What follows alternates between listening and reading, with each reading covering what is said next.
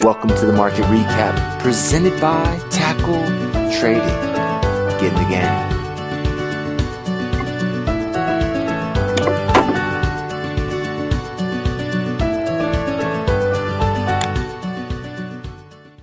Good afternoon, Tackle Traders, and hello, YouTube. This is Frank coming to you with the market recap for the 28th of January. We are hanging out on a Monday. Not much of a bullish day, to get the week started. Cat disappoints on earnings. NVIDIA lowers guidance. We gap down on the open, and not a whole lot from there. A little bit of selling early, a little bit of a rally late, kind of closing up towards the top of that opening gap here today. As we are in a big earnings week. We've got Fed on Wednesday, so there's going to be lots to move the market this week, no doubt about it. Good afternoon, Adam. Good afternoon, everybody. Hope y'all had a great weekend and a great day here today trading and out of the market as well. Certainly, we are in the middle of earnings season. Not a lot coming out as far as big names are concerned tonight. You have CE and Whirlpool as S&P companies coming out after the close. Whirlpool looks like they were down a little bit on a miss. Didn't see what was up with CE, but that's all our S&P companies. Tomorrow morning before the open is probably what's going to impact our trading day. Some huge names: Pfizer, Verizon, 3M, Biogen, Allergen. I mean, we've got a bunch of big names coming out tomorrow before the open in a very busy week for earnings. So we will see where that takes us. They definitely played a part in the negativity here this morning. That's always the thing with earnings season. One day, can be a lot of selling because of a bad slate of earnings. The next day can be a nice day of buying because of a good set of earnings. So it can be a little back and forthy, especially for directional trading, in my experience at least, during an earnings season. Taking a look at our broad market here today, big gap down on the open and really kind of sold for a little while. Now, we did slowly but surely kind of start to catch our footing and spent much of the second half of the trading day kind of grinding our way up, as you can kind of see here on the S&P, kind of closing about the high point of that opening candle off of that gap. So we did see some resolve by the bulls today. In my mind, not really much to change our charts. And good afternoon, Tanner and Michael. Always good to see you. Hey, Tiago. I hope you guys are doing well and having a warm January. It's been a cold one, so I'm ready for it to be over. But earnings have kept us warm, right? Over in the S&P, as we look at it on a daily chart, I mean, really, we saw some price action, but as you guys already know, as Matt and Tim talked about over in the halftime report, we really didn't do anything to change our charts one way or the other, at least in my mind. Over on the S&P, we kind of below that, our previous swing, that 27, where our trend line is. On the other side of it, we're above our moving averages, even rallying up and closing above the 9 here today, above our swing. They're at 26 approximately as well. So really not a lot to see here from a changing of the guard perspective. We continue to see movement in individual stocks, sometimes pretty significant movement. NVIDIA was down 13%, CAT was down 9%. We saw X-Link last week, have a almost 20% gain, after its earnings. So I mean, we're seeing plenty of movement on an individual basis, but it's really not doing much to our broad market charts, which is okay, right? That's certainly an okay thing. Kind of nice to see, maybe after some of the stuff we saw in the last 4 or 5 weeks of 2018. And hello, Patricia. I hope you're doing well, my friend. So not a whole lot to see here. It's really similar story over in the NASDAQ. We continue to hold that support level.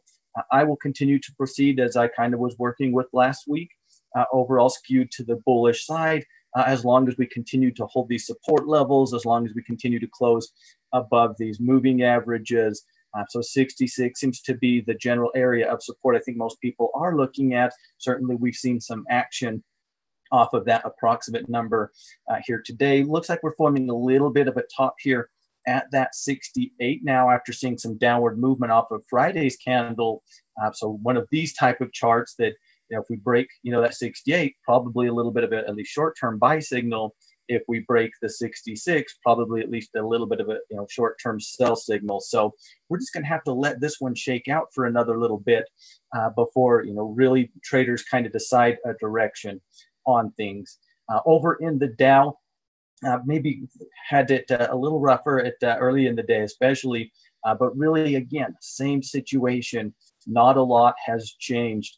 On a side note, I got a good laugh and, kind of threw my hands up in the air as headlines were, Dow plunges 300 points. I'm thinking that's just over 1%.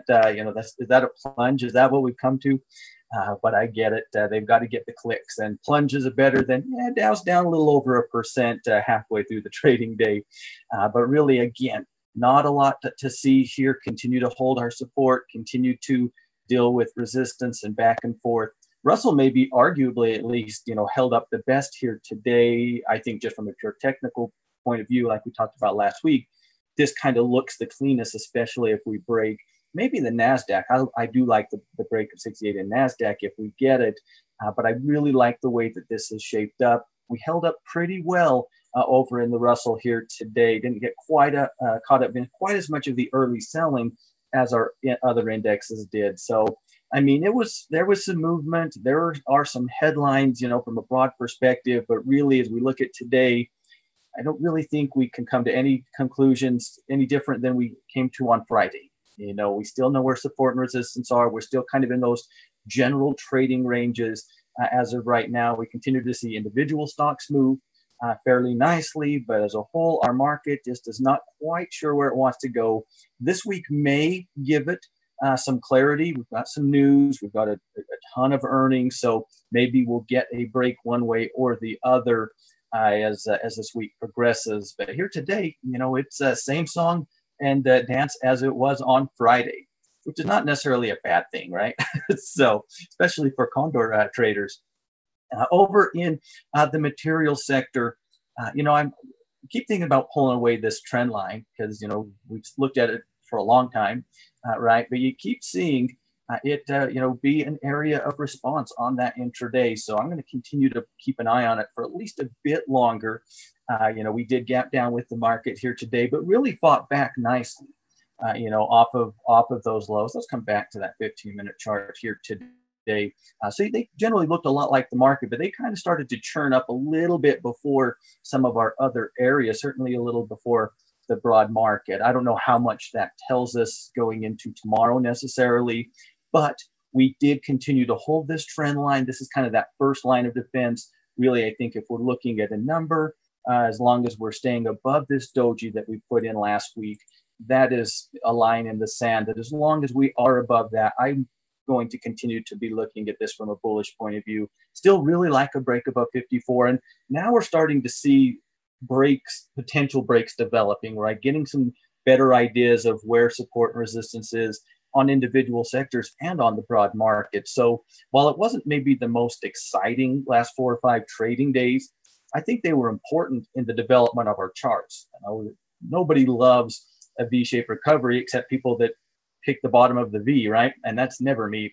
So I don't do that. So, I'm definitely happy to see a little bit of consolidation, a little sideways action over in the market. So not a lot changing, but we did hold up nicely off of that trend line, continue to hold support, in my mind, at least over in the material sector. Now, over in energy, we saw some pretty heavy selling in crude, not enough to change anything really, especially early. Had a nice, close, a little rally towards the close of the day. No surprise, energy kind of followed suit, leaving us exactly like everything else. We know where support is. Where our short-term resistance level is. We know that we've got a lot of history at 65. And while some of us might be a little more afraid of it than others, I know I certainly am above that. I'll talk bull with you, energy, but I'm going to continue to be wary of that. Really haven't changed anything on the short term again here today. So, one of those days, if you're busy, this is kind of a theme. So, if you had to sneak early, this would be a good way to do it because overall kind of a theme with our sectors. Over in financials, really bounced back nicely off of the open, closing very close back at that 26. We closed right there, of course, on Friday, and weren't able to carry that momentum, in part at least due to the gap down broad market. But we really did fight back, closing back above or back near that 26. A push through that, I think I'll interpret as another buying signal over in the financial sector with room to go. Certainly, I still continue to like this area. Would like to see it get above, 26. We're hanging around there, and that's okay, right? But the longer we hold at resistance, the more eventually something's got to happen, right? So certainly, a nice, bounce back, off of the open in the financials here today. Of course, CAT kind of a big loser on the day, and no surprise, industrials kind of paid a little bit along with that. John Deere was down around 3%. CAT, I think, what was it, 5, closed down 5%, I believe, on the day. But really, again, while those were ugly, and they may, CAT, and as we kind of work into this week, maybe things are going to change. They may impact these charts on, if we see more of that, right? But CAT alone probably isn't going to be enough to completely derail the industrial sector ETF. At least I don't think it will be. I guess time will tell. Again, developing nicely for a potential push to the upside if we can take out our resistance level, around 70.25, give or take. We've now tested, we've set it up. We've tested it Friday. We've seen that downward movement. We continue to hold above our averages and all of that fun stuff. So again, looking like upward movement needs to happen across the board for bulls, at least, my type of bulls, to be excited about things, but could easily happen, right? Those are some pretty nice signals. And as we've talked a lot, some of these areas do have a lot of room to continue to work if we can continue to build off of these bullish signals. So certainly not a lot to see, but CAT definitely threw some cold water on the industrials here today. No doubt about that. Of course, market down, NASDAQ down, ETF, tech ETF down as well. But again, much like that material sector ETF, kind of catching our footing in the general ballpark of the 50 moving average, that old downward trend line. So not a lot has changed over here. So I'm going to sound like a broken record here, but I don't think we have the signals just yet, but really is starting to develop potentially for nice breaks across the, at least many of these sectors. Of course, we saw our real estate sector kind of fill up its space. That's why I always look for spaces. We'll get to them here shortly. Over in staples, I continue to just say yuck to it. Not as I don't like it or I do like it, is, I'm not a huge fan of how it's behaving right now. And today really didn't change my opinion of that. We did bounce back, closing actually in the green here today. So my opinion aside, there definitely was some buying coming back into this sector today. For me, whenever things, and you guys know me well enough to know me about me now, is when things start misbehaving, I put you on timeout. And so, start behaving a little more rationally, a little more comfortably, and I'll, be a lot more interested in you. Really, right now, you are seeing interesting, potential buying charts and selling charts over in this sector. So on an individual level, I can understand folks, looking, one way or the other. From a broad perspective, I still don't have what I consider a great read. We continue to, do some okay things, but now we're kind of, back below that 9. Just a little thing, not a huge sell signal, but most everywhere else, that's not where we find ourselves. So I need to see a little more, good behavior and a little more upward movement.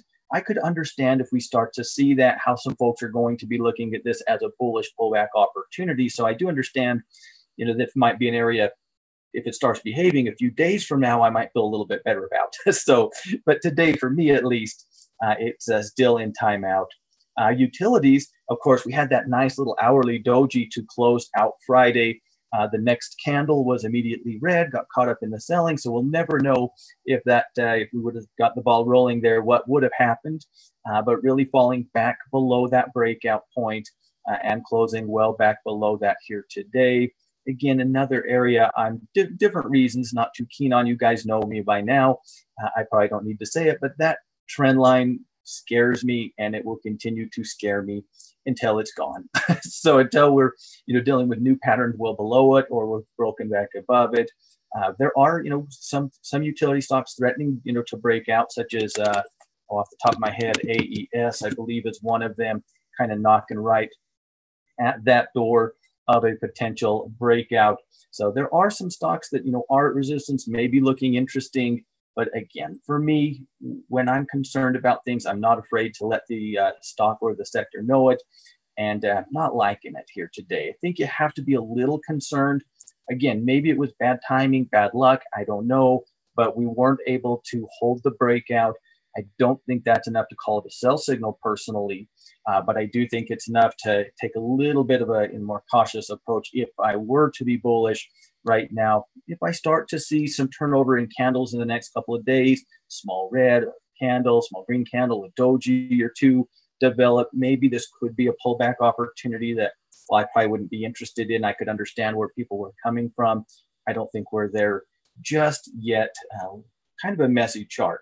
Failed break, broke out, smacked down from the 50, still above the other averages, our 20 and our 200.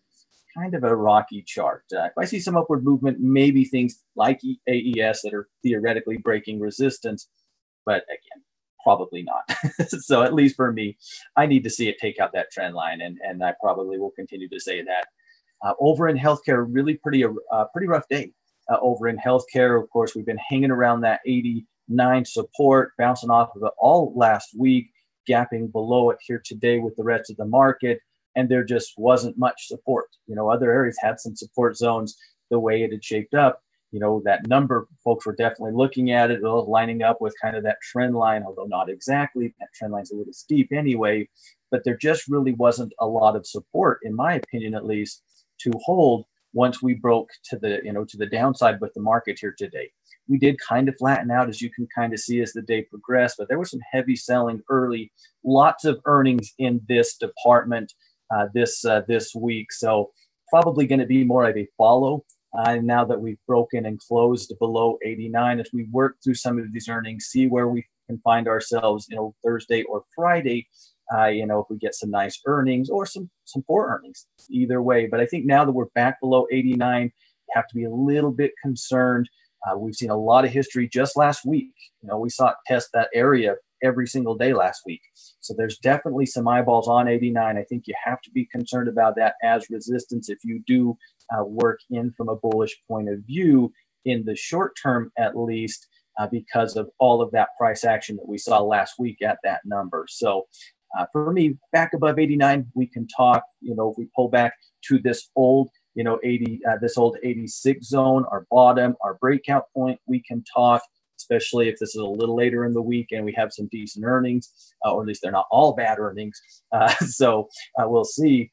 But right now, I do think you've really got to keep an eye on 89. We've just seen a ton of history there, and very, very recently, every single day. And I know it's not exactly 89, but in that ballpark, we saw it hold up every single day last week. I think even the Friday before last week kicked off. So definitely a little rough day holding that 20. But if that falters, probably realistically, should probably expect a little bit more of a pullback if we do take out this 20. At least that's how I will be going about handling the healthcare sector this week. Discretionary continues to be behaved. Nice little rally off of the gap to the downside here today. One of those nice charts. We've talked about it. It's just got lots of little things. In my opinion, nothing has changed here. In my mind, as long as we are holding, this 103 area of support, this is more of the bullish side of things than the bearish side of things. A little bit of room from where we are to our next level, which I would personally call, that high that we put in Friday. That's going to line us up just shy of that flat 200, a little bit of old price action, but a nice rally. So we did see some fighting back here today. Of course, maybe the most interesting chart of the day was our friends over in the real estate sector. Spent much of last week, first half, just trying to established a foothold above that 3250, above that 50-day moving average, and it really didn't get going until late in the week. Once it got going, it really did, though. We have worked all the way back up to at least a moderate level of resistance that we want to keep an eye on at around 3350. Let's come into a weekly chart really quickly. just so you can kind of see the history here.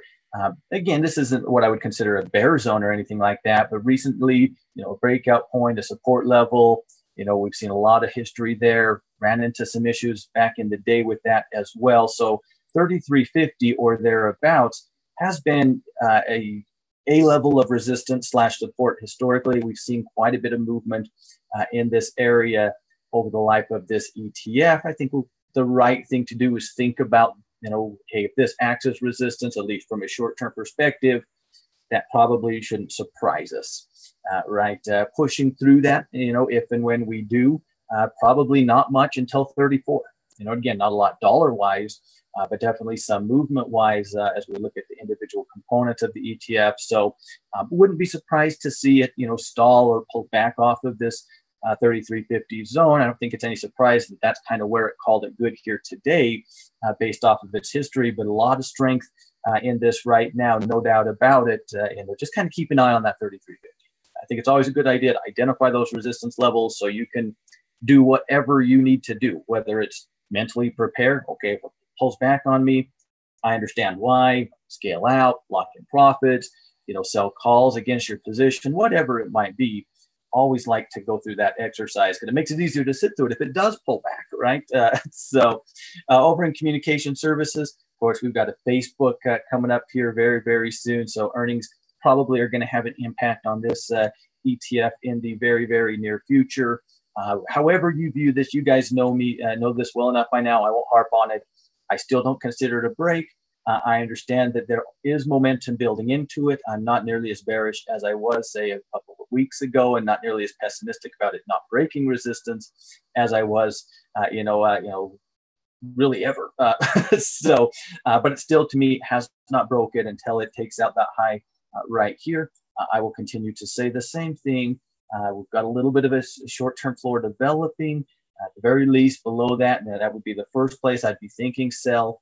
If I were leaning that way. But earnings are probably going to have an impact. We also will have Google. They're not till next week. So we've still got some big names in this sector, which probably will have something to do with whether or not we're able to cleanly break that trend. Again, maybe you can argue already that we've broken it. I wouldn't make that argument, but I don't think we could say as cleanly as maybe we would like wherever we might find ourselves.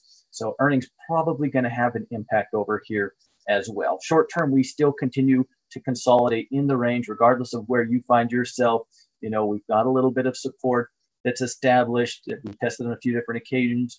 Clearly know that we saw downward movement off of that $45 mark. So much like the rest of the market, continue to be in this little sideways range.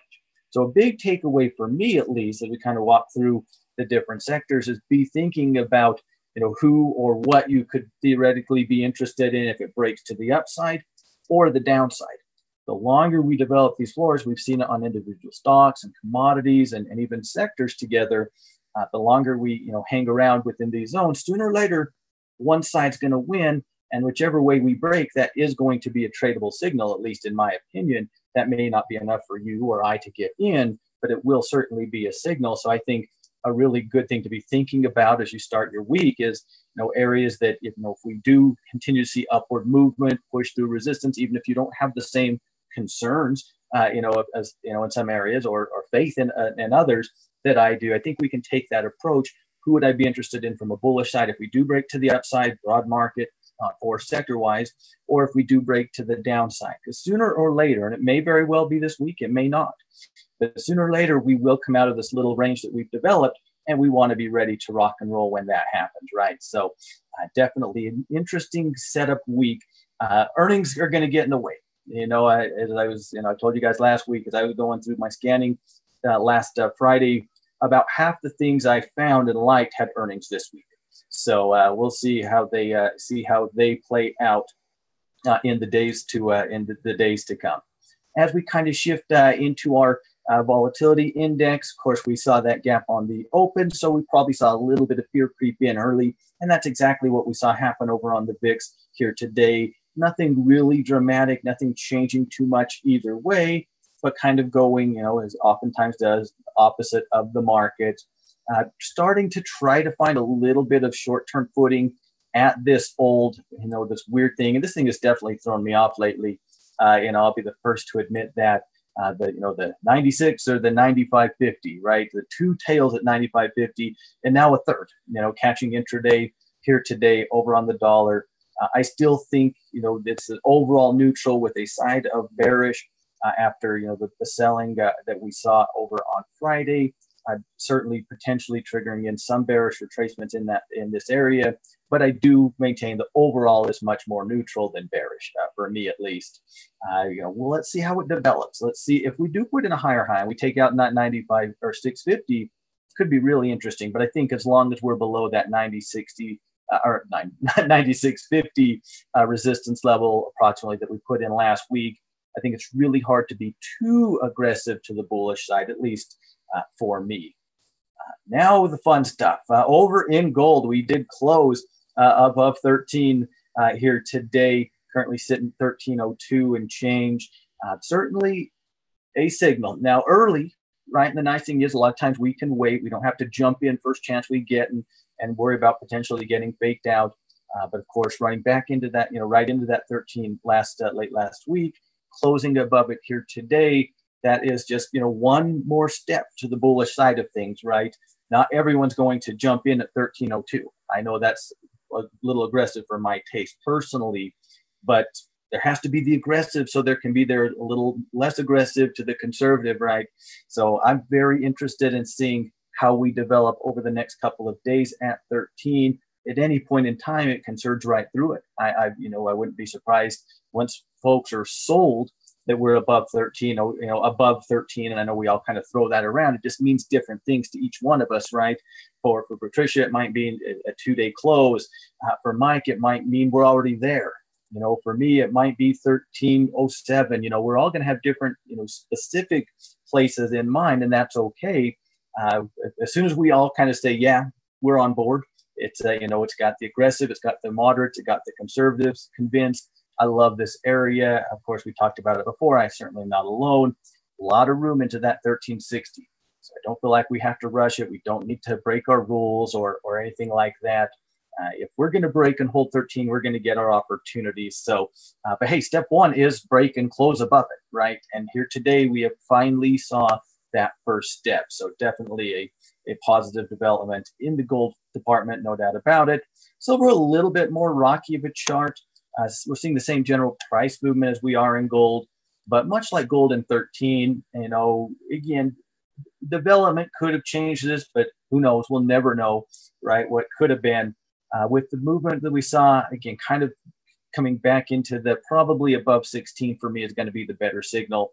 If we would have had a chance to turn around and generate some good buy signals, before Friday and saw this movement in the course of 3 or 4 days instead of one, maybe the pullback would have been an opportunity. We'll never know because that's not the way it played out. Right now, I do think you overall continue to look at this as bullish, just like gold. I just don't think, for me at least, just with the way it's played out, I think the above 16 is a much better signal than where we are today. Now, if we do see a pullback, maybe that can and will change as we move forward. We'll just have to see where it goes.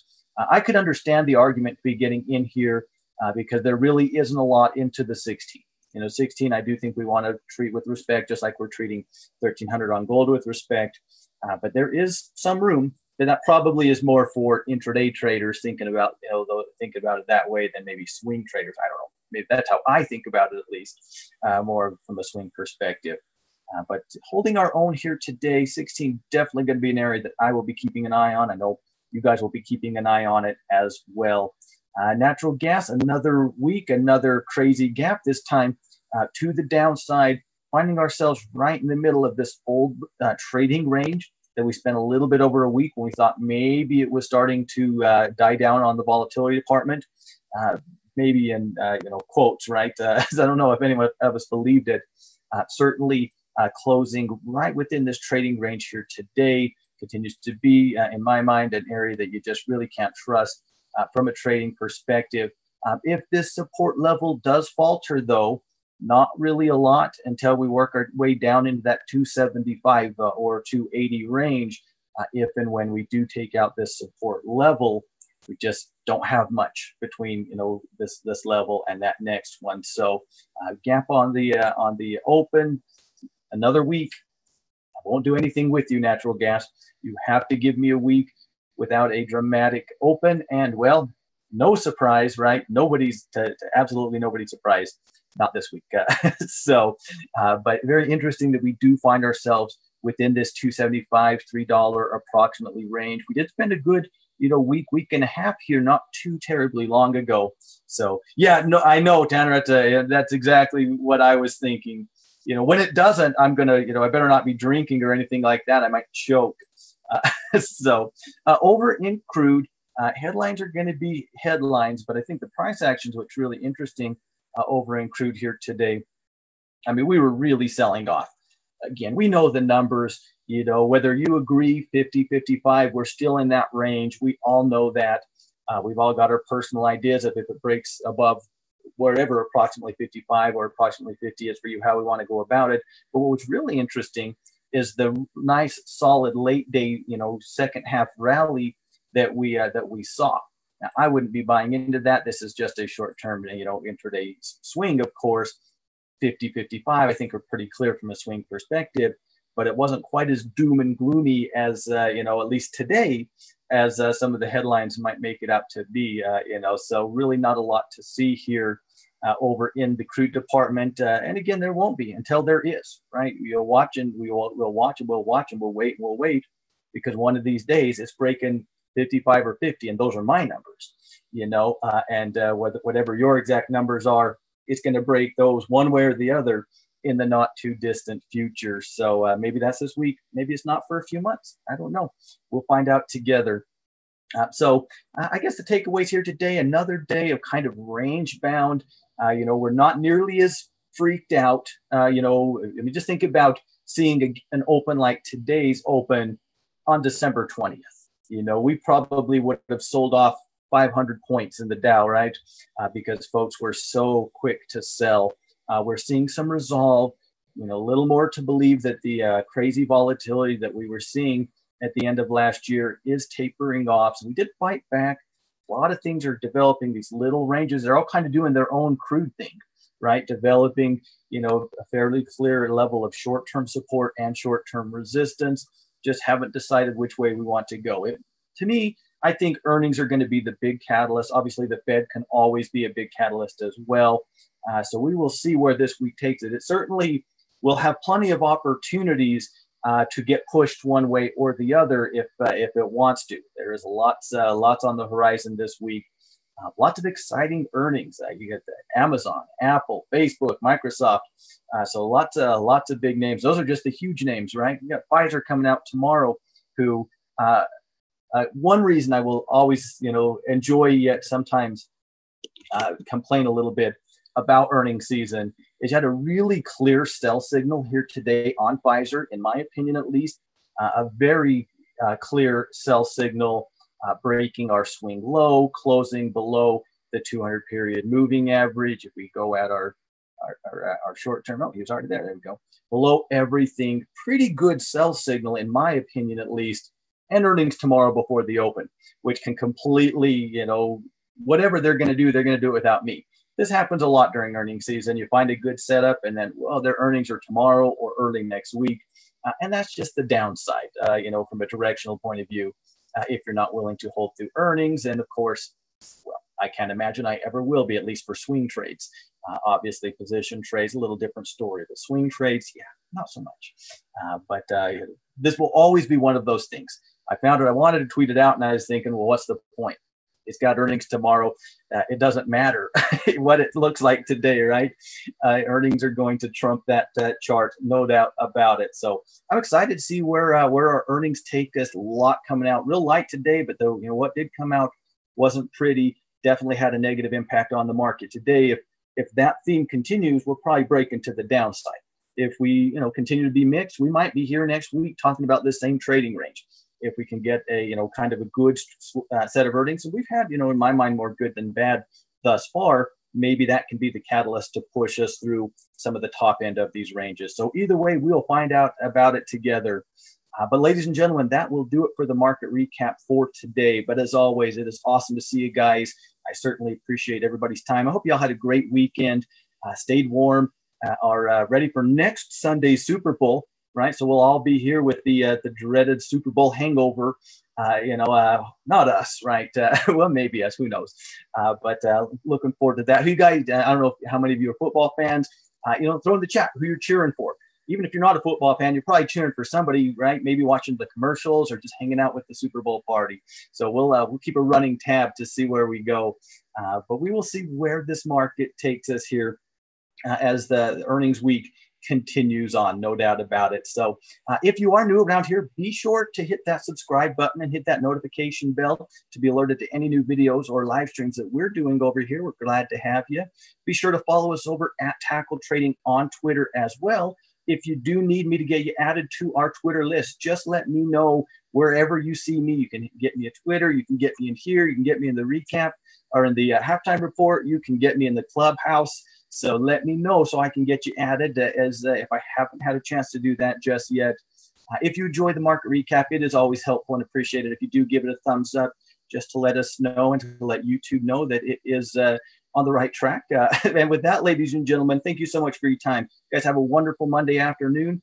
Happy trading, and I will see you tomorrow. Bye, guys.